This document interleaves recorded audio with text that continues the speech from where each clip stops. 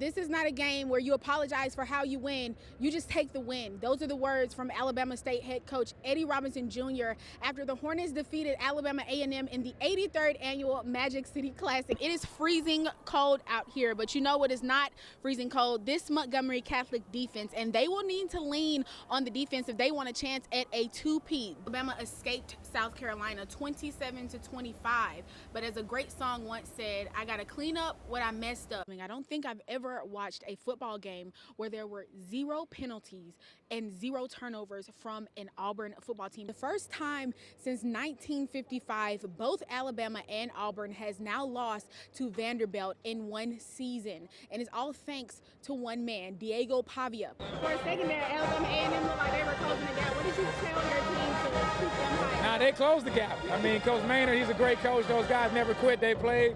We got to give them a lot of credit. Tempers were high during the bitter rival. A shoving match began between the Tigers and the Tide in the third quarter.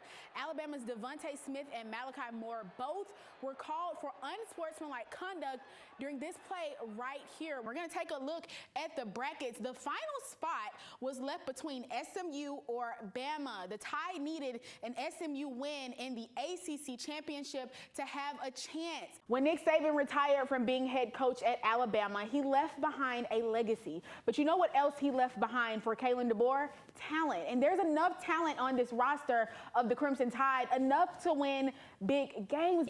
Auburn knocking off number 15 Texas A&M in true Auburn fashion by giving their fans a heart attack. Quadruple overtime would lead the Tigers to their first ranked win under head coach Hugh Freeze. Going out of Jordan Hare with a win like that against what I think is a top 10 team. Senior night will be one to remember for this Auburn football team, arguably one of their better performances after a disappointing season. We work for this, and really just the stuff we've been through, it's not compared to like the joy that we're feeling right now. The game was highlighted by big plays from Fever Country's own Cam Coleman.